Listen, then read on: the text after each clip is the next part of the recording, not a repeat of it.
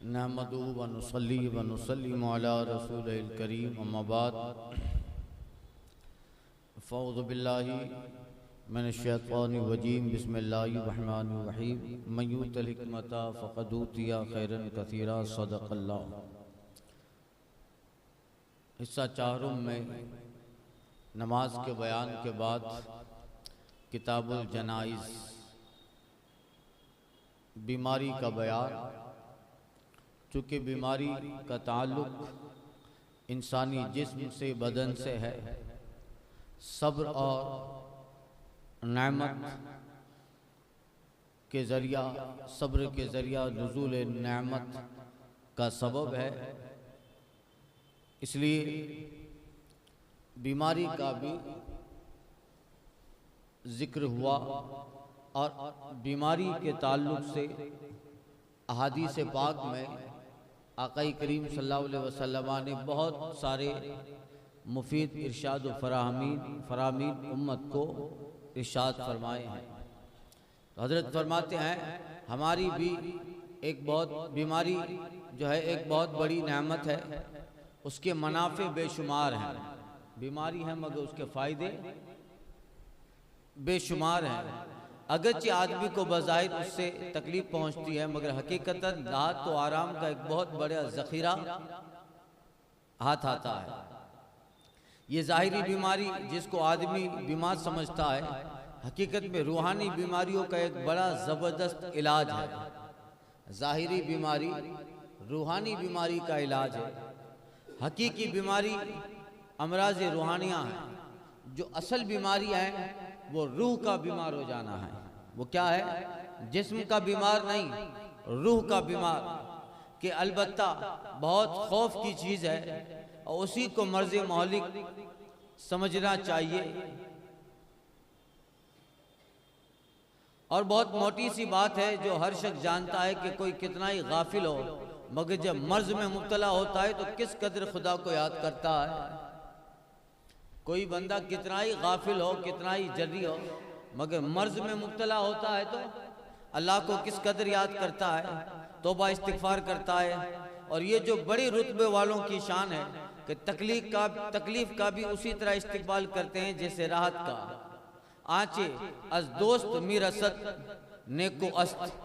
दोस्त के ज़रिया जो भी पहुँचे वो भलाई है, चाहे बीमारी ही क्यों ना हो। मिन जानिबिल्लाह आ रही है, मगर हम जैसे कम से कम इतना तो करें कि सब्र व इस्तिक़लाल से काम लें, जज़ा व फ़ज़ा करके आते हुए सवाब को हाथ से न रोक दे।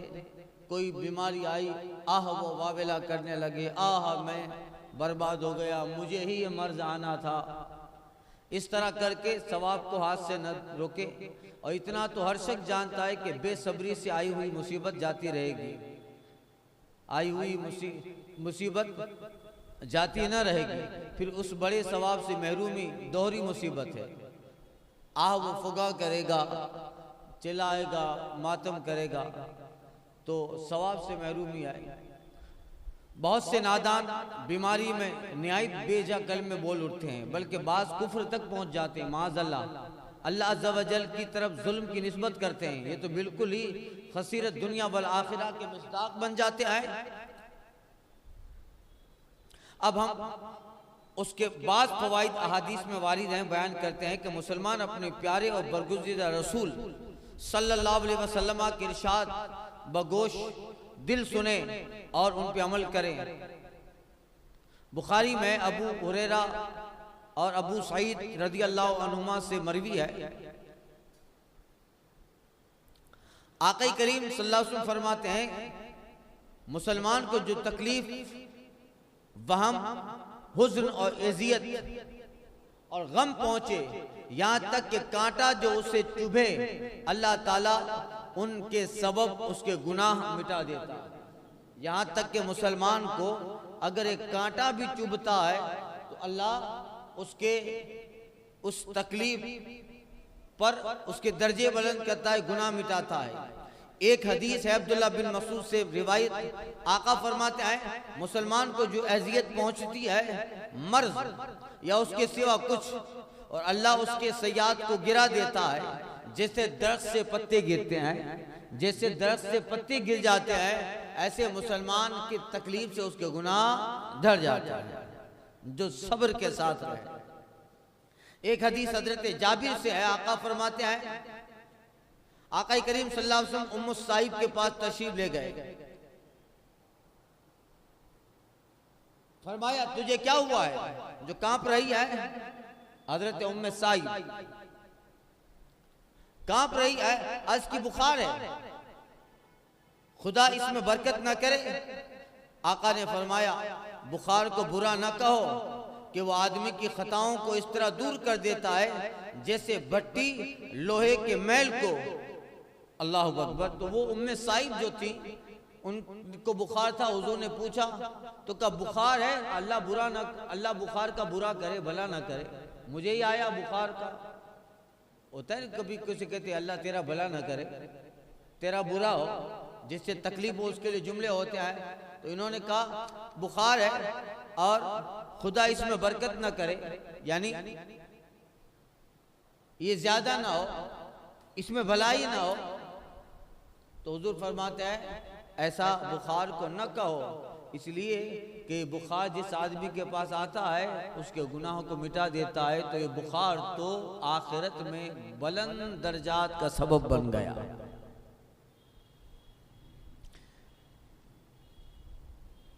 एक हदीस में अनस बिन मालिक से रिवायत आका फरमाते हैं अल्लाह अज़्ज़ व जल फरमाता है जब अपने बंदा की आंखें ले लूं फिर वो सब्र करे तो आंखों के बदले उसे जन्नत दूंगा। किसी की आंखें नहीं है, अल्लाह कहता है, हदीस कुदसी है ये, यानी अल्लाह कहता है कि महबूब जब मैं अपने बंदे की आंखें ले लूं तो उसे ऐसे ही नहीं छोड़ूंगा, उस आंखों के बदले उसे जन्नत दूंगा। ये नेमत खुदाबंदी है। एक हदीस है, हदीस शरीफ में उमैया ने सिद्दीक़ा आयशा सिद्दीक़ा रज़ी अल्लाह अन्हा से इन दो आयतों का मतलब दरियाफ्त किया। इन तुबदू मा फी अनफुसिकुम और तुख्फूहु युहासिकुम बिहिल्लाह, जो तुम्हारे नफ्स में है उसे जाहिर करो या छुपाओ, अल्लाह ताला तुमसे उसका हिसाब लेगा। और मैं यामल सूअन युज्ज़ा बिह, जो किसी किस्म की बुराई करेगा उसका बदला दिया जाएगा कि जब हर बुराई की जजा है और जो खतरा दिल से गुजरेगा उसका भी हिसाब है, तो बड़ी मुश्किल है कि उससे कौन बचेगा। जनाब आयशा सिद्दीक़ा ने फरमाया जब से मैंने इसका सवाल आका से किया किसी ने भी मुझसे न पूछा। हुजूर ने फरमाया इससे मुराद इताब है कि अल्लाह बंदों पर करता है कि उसे बुखार और तकलीफ पहुंचाता है, यहां तक कि माल जो कुर्ते की आस्तीन में हो और गुम हो जाए और उसकी वजह से तकलीफ पहुंचाता है, यहां तक कि माल जो कुर्ते की आस्तीन में हो गुम हो जाए और उसकी वजह से घबराए। इन उमूर की वजह से गुनाहों से ऐसा निकल जाता है जैसे भट्टी से सुर्ख सोना निकलता है। यानी अगर किसी का माल भी गुम हो गया उस पर घबराया नहीं, सब्र किया और बुखार इस पे सब्र किया। तो कहती है आयशा सिद्दीक़ा कि मैंने इन्हीं के ताल्लुक से हुजूर से सवाल किया था, तो जवाब था कि आयशा इन तकलीफ पे सब्र की वजह से बंदा ऐसा साफ होता है जैसे भट्टी में लोहे का जंग मेल साफ हो जाता है। इसलिए हमारे बुजुर्गान दीन फरमाते हैं कि जब बुखार आए तो उसको उसी दिन दवा मत करो, उसको 3 दिन रहने दो। बुखार की दवा उसी दिन ना करो, उसको 3 दिन रहने दो। हमारे मुफ्ती साहब क़िबला मुफ्ती आले मुस्तफ़ा साहब अलैहिमा फरमाते थे, और ये बुजुर्गान दीन कहते थे पहले ही दिन दवा नहीं लेनी चाहिए, उसको 3 दिन रहने दो। जब तक रहेगा तो 3 दिन उस बुखार की वजह से जो तकलीफ होगी वो तकलीफ से गुनाह मिटेंगे, दर्जात बुलंद होंगे। और जितनी देर तक वो बुखार रहेगा, फरमाया है उलमा ने कि इस बदन की ज़कात भी बुखार है, इस बदन की ज़कात बुखार है। तो उसके बाद तंदुरुस्ती आ जाती है, बुखार के बाद फिर बंदा अट्टा खट्टा हो जाता है। तो ये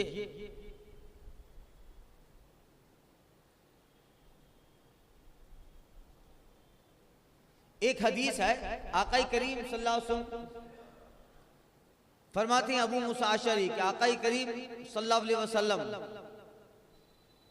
बंदे को कोई तकलीफ कमो बेश नहीं पहुंचती मगर गुनाह के सबब, और अल्लाह ताला माफ फरमा देता है, बहुत ज्यादा है। और ये आयत पढ़ी, वमा असाबकुम मिन मुसीबतिन फबिमा कसबत अयदीकुम वयाफु अन कतीर।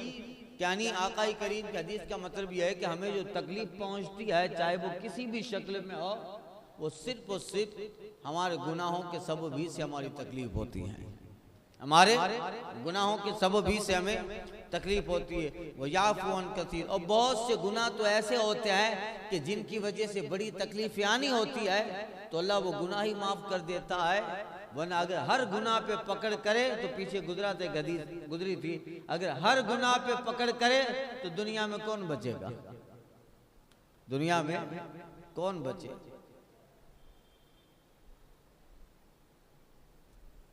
शरह सुन्ना में अब्दुल्ला बिन अम्र से मरवी फरमाते हैं, आका करीम सल्लल्लाहु अलैहि वसल्लम बंदा जब इबादत के अच्छे तरीके पर हो फिर बीमार हो जाए तो फरिश्ता उस पर मौक्कल है, उसे फरमाया जाता है इसके लिए वैसे ही आमाल लिख जब मर्ज में मुब्तला ना था, यहाँ तक कि मैं उसे मर्ज से रिहा कर दूं या अपनी तरफ बुला लूं, यानी मौत दूं।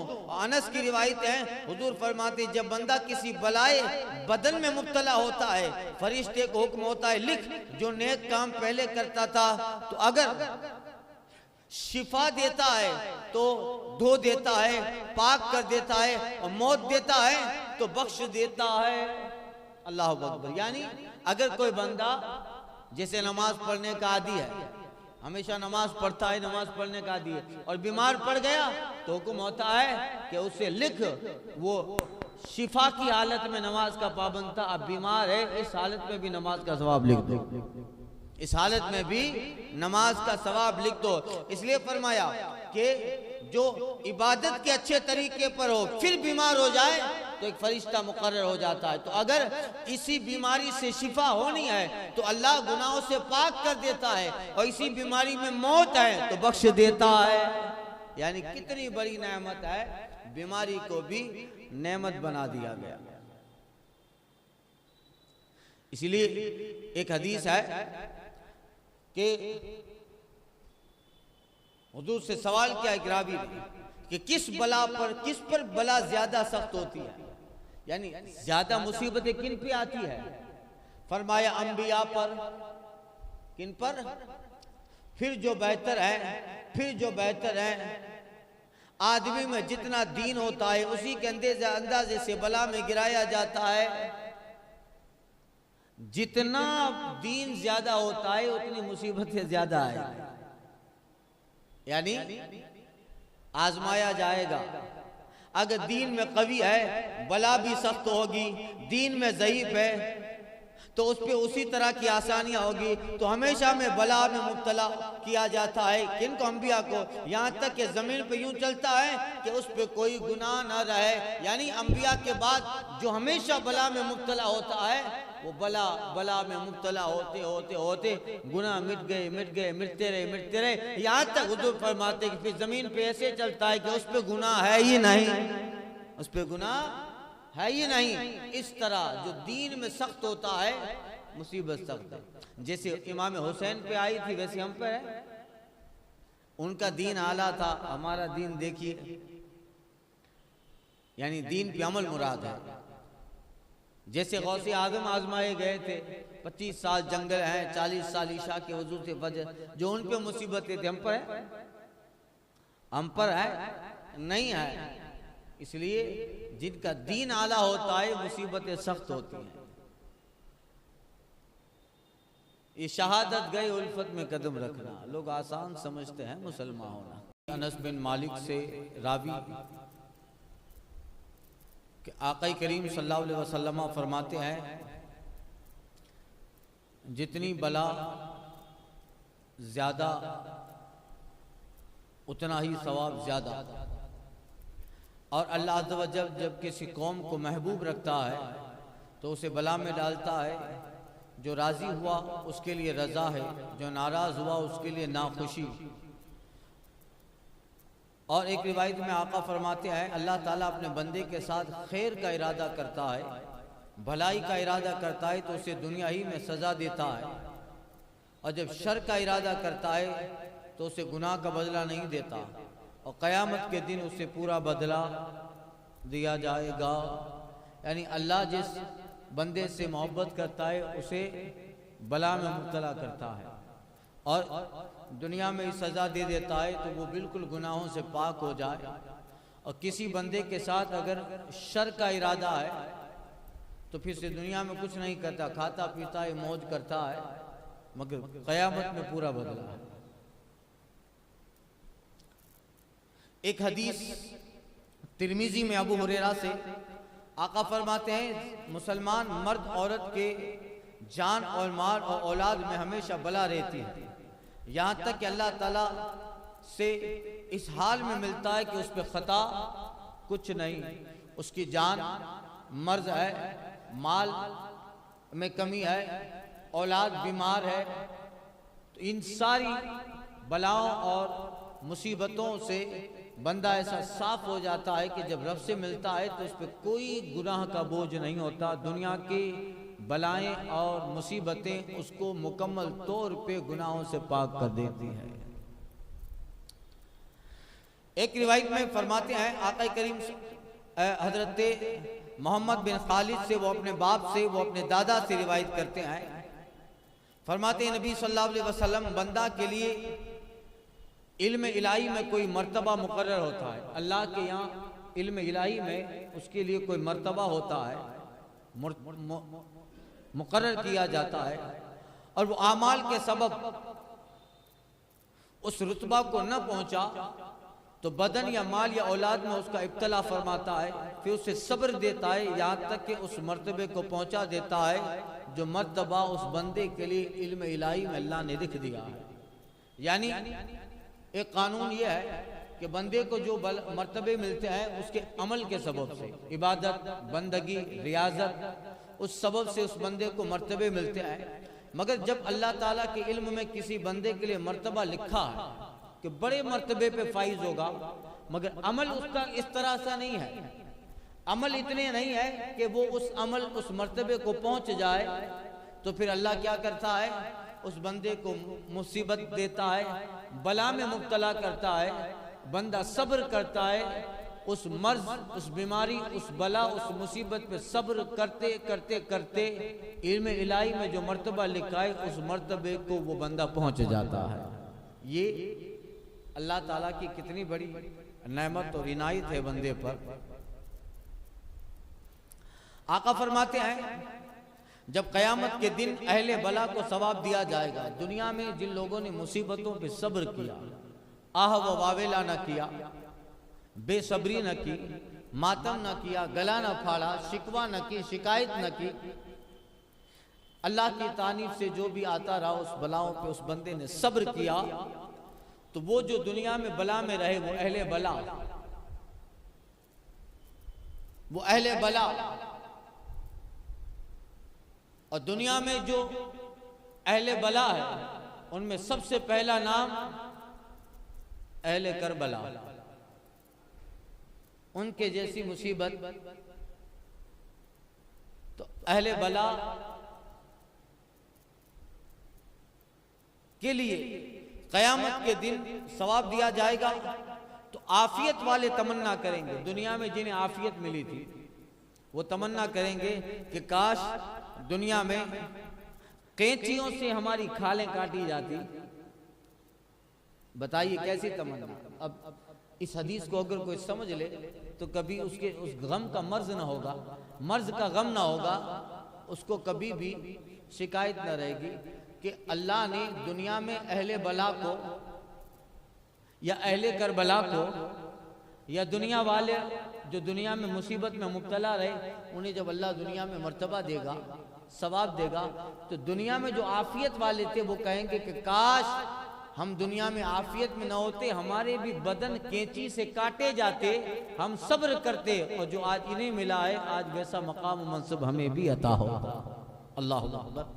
ये है एक हदीस है, आका करीम सल्लल्लाहु अलैहि वसल्लम ने बीमारियों का जिक्र फरमाया कि मोमिन जब बीमार हो फिर अच्छा हो जाए, उसकी बीमारी गुनाहों से कफ़ारा हो जाती है और आइंदा के लिए नसीहत। और मुनाफिक जब बीमार हो फिर अच्छा हो जाए, उसकी मिसाल ऊंट जैसी है कि मालिक ने उसे बांधा फिर खोल दिया, तो न उसे ये मालूम कि क्यों बांधा, न ये मालूम कि क्यों खोला।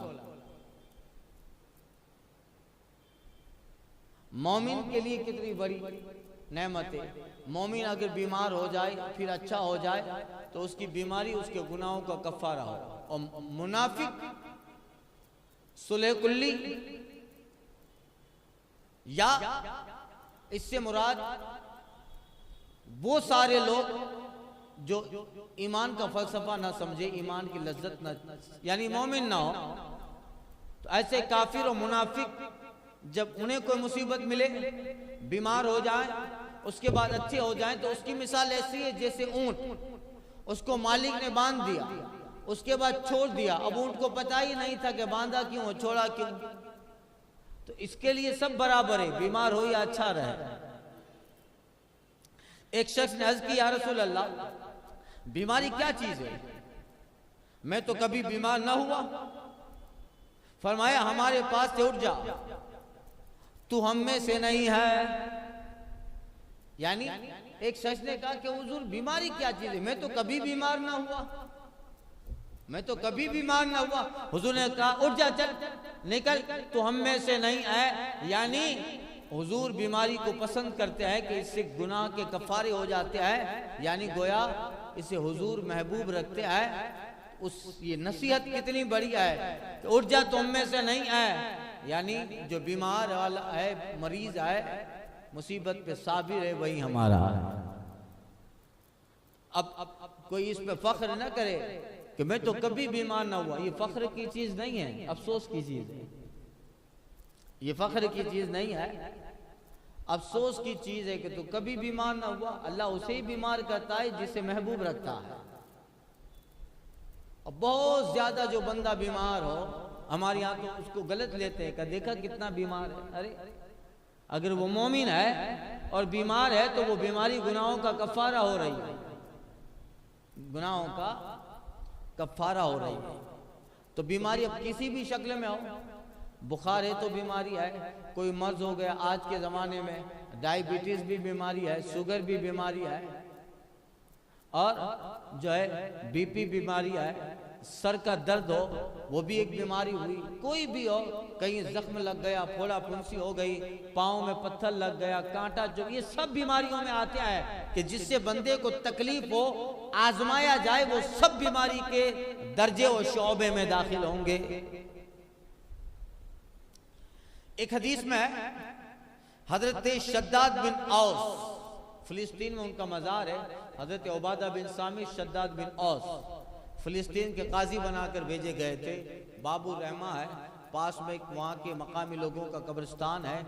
यहाँ ये दोनों सहाबी हजरत शद्दाद बिन औस, उबादा बिन सामित रज़ियल्लाहु ताला अन जलवाबार हैं, मज़ार शरीफ कब्र है, रावी हैं। आका फरमाते हैं, अल्लाह अज़्ज़ व जल फरमाता है, जब मैं अपने मोमिन बंदे को बला में डालूं और वो उस इब्तला यानी बला पर मेरी हम्द करे, तो वो अपनी ख्वाबगाह से गुनाहों से ऐसा पाक होकर उठेगा जैसे उसी दिन अपने माँ के पेट से पैदा हुआ।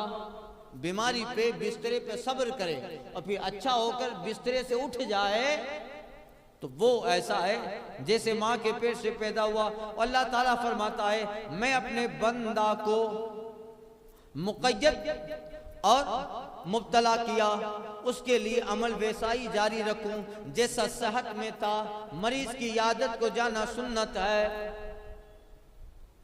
अब अगर बंदा बीमार पड़ जाए, नमाज का पाबंद है, इससे मुराद ये है, सेहत में नमाज पढ़ता था, बीमार है, नमाज नहीं पढ़ सकता, तो नमाज का सवाब लिख दिया जाता है। तंदुरुस्ती थी रोजा रखता था, अब बीमार है रोजा नहीं रखता है, तो अब बीमारी में रोजा लिख दिया जाता है। वो शरई मसला अलग है कि कज़ा करनी पड़ेगी, मगर सवाब लिख दिया जाता है। अब तंदुरुस्त था ने नमाज नहीं पढ़ता था, तंदुरुस्त था रोजा नहीं रखता था, अब बीमारी में तो और नहीं रखेगा। तो ये है कि अगर सेहत में अमल करता था और बीमारी में वो अमल छूट गया तो वो मायूस ना हो, अल्लाह उसका सवाब जरूर लिख देता है। ये तो हाल था बीमारी का। अब बीमार को पूछने वाले इयादत करने जाते ना, भाई कैसे हो, खैर खैरियत, जल्दी ठीक हो जाओगे, तो इयादत करने वाले मरीज को देखने जाते हैं, उसके लिए हदीस में फजीलत आई है। एक हदीस अबू हुरैरा से आका फरमाते हैं, मुसलमान पे मुसलमान के 5 हक हैं, सलाम का जवाब देना, मरीज के पूछने को जाना, जनाजे के साथ जाना, दावत कबूल करना, छींकने वाले का जवाब देना, अल्हम्दुलिल्लाह कहे तो ये रहमुकल्लाह कहे, ये मुसलमान का मुसलमान पे हक है। सलाम का जवाब दे, बीमार हो जाए तो उसकी इयादत को जाए, मुसलमान इंतकाल कर जाए तो उसके जनाजे में शरीक हो, दावत दे तो कबूल करे, और कोई छींके तो उसका जवाब दे, ये मुसलमान का मुसलमान पे हक है। एक हदीस में फरमाते हैं आका, मुसलमान जब अपने मुसलमान भाई की आदत को गया तो वापस होने तक हमेशा जन्नत के फल चुनने में रहा। अल्लाह, यानी बीमार को देखने गया और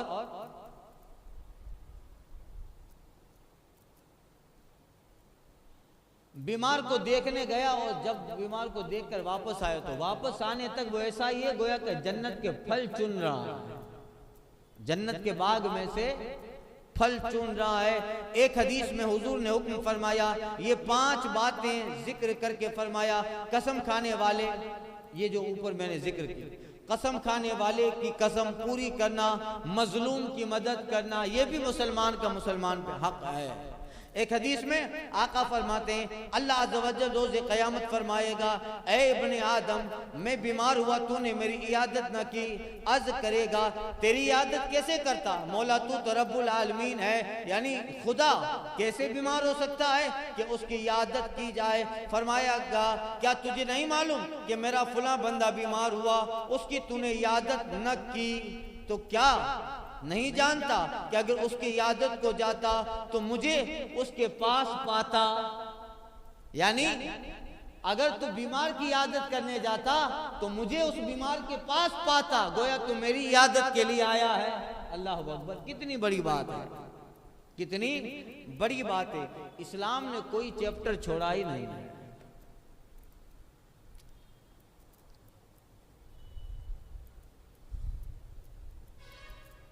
और फरमाएगा, ए इब्ने आदम, मैंने तुझसे खाना तलब किया, तूने न दिया। अर्ज करेगा, मौला तुझे किस तरह खाना देता, तू तो रब्बुल आलमीन है। फरमाएगा, क्या तुझे मालूम नहीं कि मेरे फुला बंदे ने तुझसे खाना मांगा था और तूने न दिया? क्या तुझे नहीं मालूम कि अगर तूने खाना दिया होता तो उसको, यानी उसके सवाब को मेरे पास पाता? फरमाएगा, ऐ इब्ने आदम, मैंने तुझसे पानी तलब किया, तूने न दिया।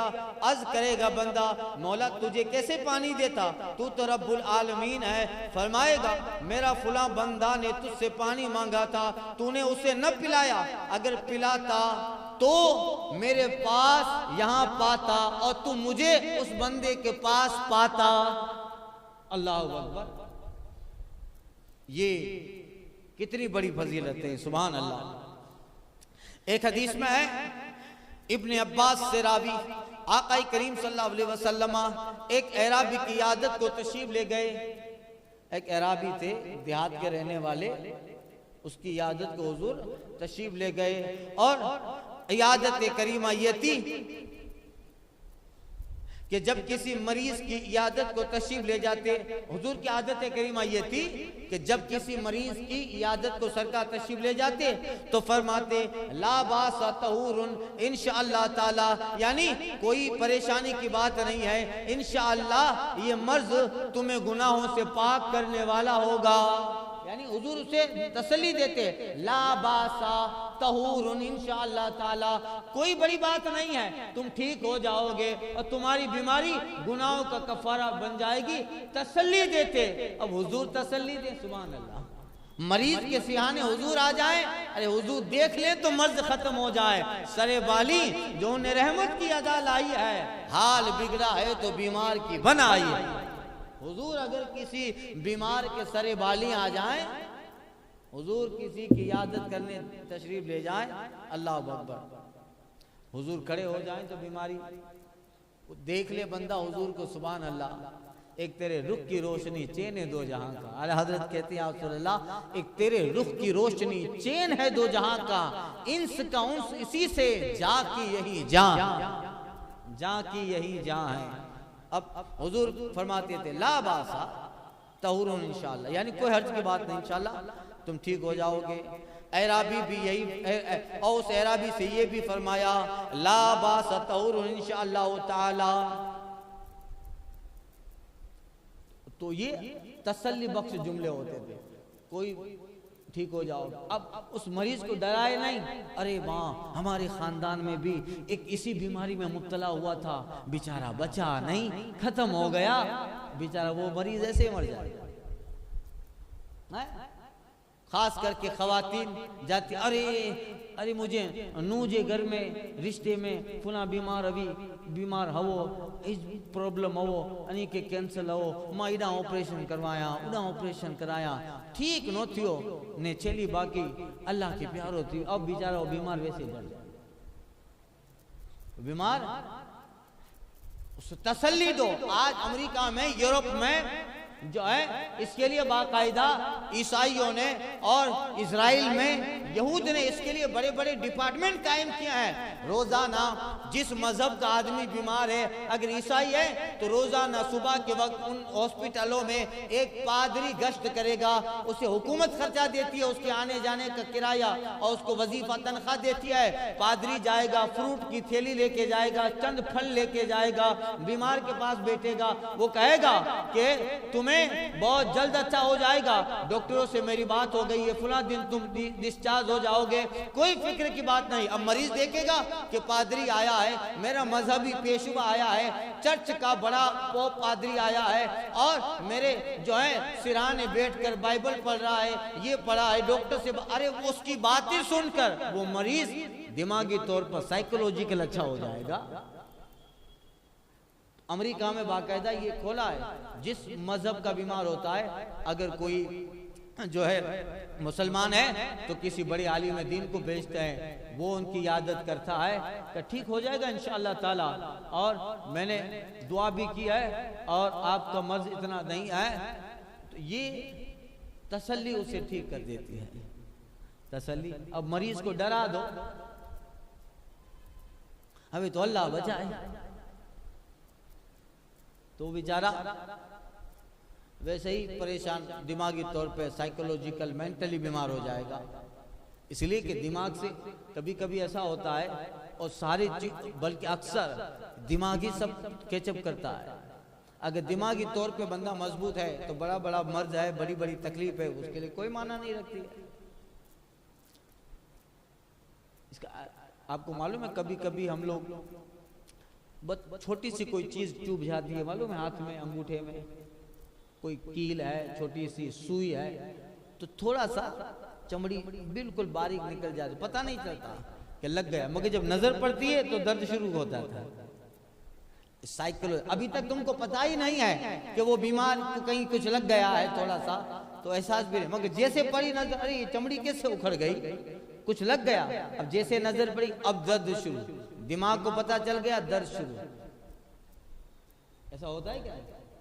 साइकोलॉजिक दिमाग बादशाह, ये मुतमईन रहता है तो सब मुतमईन। अब दिमागी तौर पे मजबूत बने तो वैसे ही वो दिमागी मजबूती उस मर्ज के दर्द को, एहसास को कम कर डालेगा, तो और मुसलमान मजबूत होता है। इसलिए तो हुजूर ने सब फरमाया कि वो अगर ये सब हदीसें सुन लेगा तो उसे बीमारी में भी जीने का जज्बा मिलेगा। अरे इतनी सारी फजीलतें हैं, इतने सारे दर्जात बुलंद होते हैं, यूं तो ज्यादा नेकियां कर ना सके मगर अल्लाह मर्तबा देना चाहता है तो बलाओं में मुब्तला करता है, सुभान अल्लाह, तो बंदे को उस बीमारी में भी जीने का हौसला मिलेगा।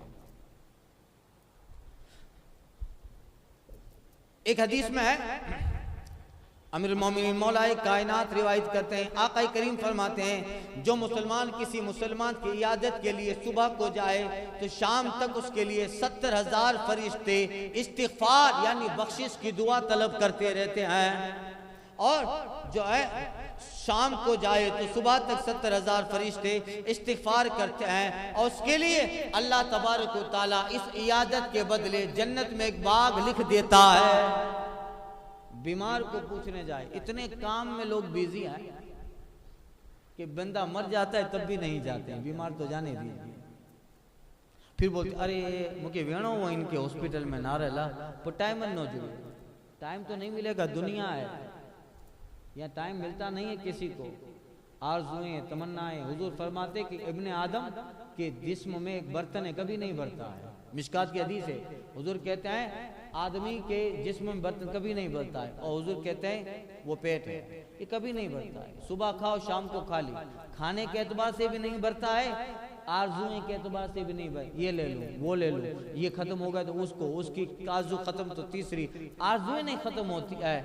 साइकिल से बाइक आई, बाइक से 4 व्हीलर आई, 4 व्हीलर लिया, फुला गाड़ी नहीं आई वो ले ले, इससे ये कर ले, उससे इधर कमा ले, उधर कमा ले, इधर ले ले, वो तिजारत ये थी, यानी इतना बंदे को दुनिया ने व्यस्त रखा है कि काम खत्म होने का नहीं है, काम खत्म होने का नहीं है। गालिब कहता था हजारों ख्वाहिश ऐसी, हर ख्वाहिश पे दम निकले, बहुत मेरे अरमा निकले फिर भी कम निकले, तो ये है। तो फिर बंदा मर जाता है तब कहता अरे उसको देखने जाना तो हॉस्पिटल में टाइम ही नहीं मिला, टाइम निकाला ही नहीं, टाइम तो मिल जाता था, वीकेंड बनाने के लिए तो टाइम था, वेकेशन बनाने के लिए टाइम था, सब टाइम था, बेचारे बीमार को देखने के लिए टाइम नहीं था। अरे कुछ तो इतने जो है गैर हसास और बेहिस लोग होते हैं कि पड़ोस में बेचारा बीमार पड़ा है, कैंसर का पेशेंट मरीज है, कितनी तकलीफें हैं, मगर उसको तौफीक नहीं कि 2 कदम जाके घर में जरा 10 मिनट इयादत कर ले। इतने बेहिस लोग, बेमुरव्वत, बेगैरत लोग करीब में नहीं जाते हैं, और जाएगा तो बीवी बीटा अबे वीरो पांके करो, तो बेचारा वैसे ही नहीं जाएगा। कहीं पाई से डांचे था, अरे वो नहीं आते तो तुम चले जाओ, ये नहीं आए तो मैं नहीं आऊंगा, ये नहीं बुलाता तो मैं नहीं बुलाऊंगा, इसी ने सब मामला खत्म करके रखा है। ईगो, तकब्बुर, मिजाज में बड़ाई, ऐसे भी लोग हैं 2 कदम पड़ोस एक ही दीवार मगर देखने नहीं जाता है, वो मर जाता है, अब मर गया तब वो रुमाल बांध के जना, अब क्या जाएगा, अब क्या आया, वक्त पे काफी है कतरा आबे खुश हंगाम का, जल गया खेत पे बरसा मी तो किस काम का। ये है अल्लाह एहसास अता फरमाए, अल्लाह गैरत, मोमिन तो गैरतमंद होता है, मोमिन सिर्फ बेहिस हो के जियो मत, बेगैरत, अपनी शान से जियो, लोगों को फख्र रहे कि यार कुछ भी होगा ये बंदा है ना संभाल लेना, लोगों को आप पे तमन्ना रहे, पड़ोस को आप पे रहे कि यार कुछ भी हो हमारा एक पड़ोसी बहुत अच्छा है, अगर कभी मुसीबत आएगी भी तो इस पड़ोसी पे हमें फख्र है, ये संभाल लेगा।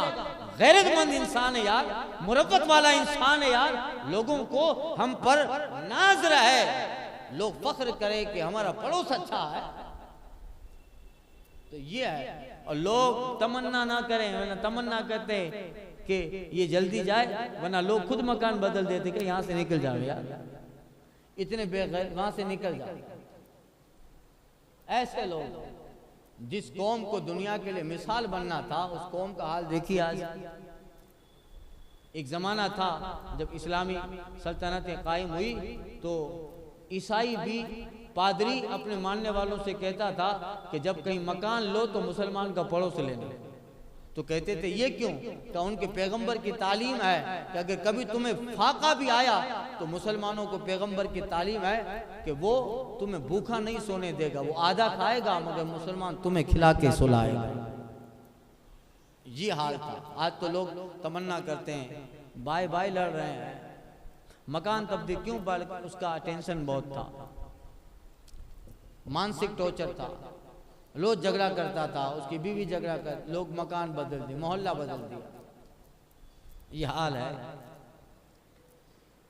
शायर मशरिक याद आते हैं, हाय इस्लाम तेरे चाहने वाले न रहे, अफसोस जिसका तू चांद था वो हाले न रह गई रस्म अज़ा रूह बिलाली न रही, फलसफा रह गया नसीहत गजाली न रही।